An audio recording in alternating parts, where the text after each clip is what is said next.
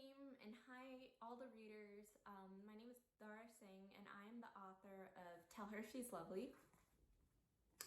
Tell Her She's Lovely, it's a 3-part anthology of poems that showcases my own transformation as a Renaissance woman.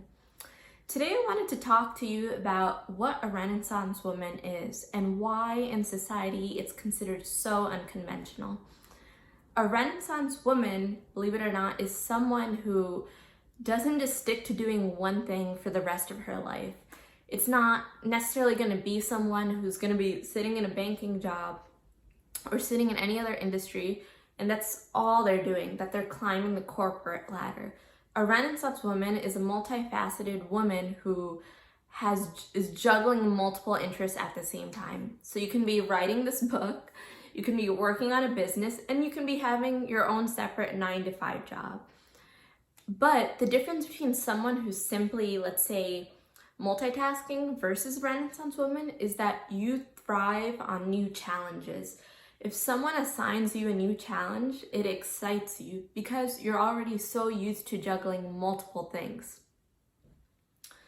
Another thing about Renaissance women is that we're so used to not following to-do lists to say. I think the societal wisdom is that you have to follow to-do lists and you have to check off those boxes. But a Renaissance woman, even if she makes a to-do list, she's probably not going to finish most of the items on there. And it's not because she's scatterbrained. It's because she goes where energy flows. Whatever piques her excitement, whatever piques her curiosity, that's where she's going to go to fulfill a task. So let's say you were reading a book and the book was just unbearable. So you put that book down to go work on your business.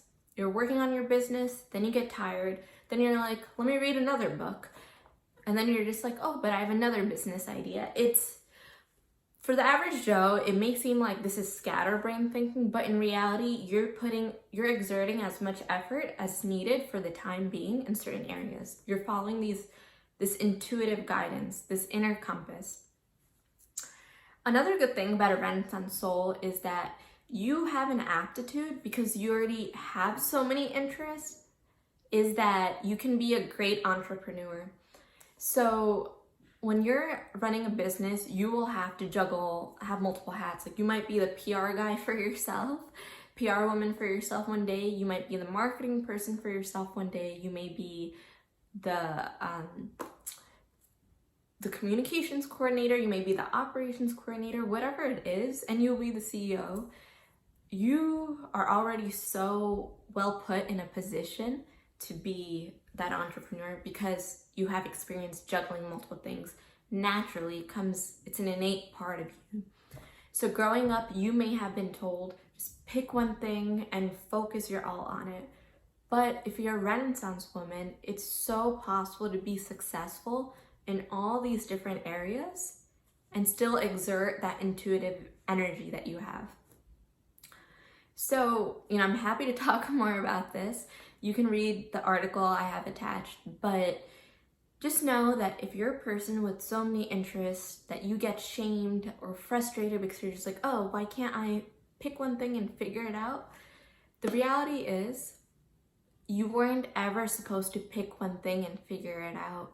You were supposed to be the Renaissance woman who is supposed to juggle multiple things throughout her life. So before you get frustrated, know that you're not alone. I'm a Renaissance woman.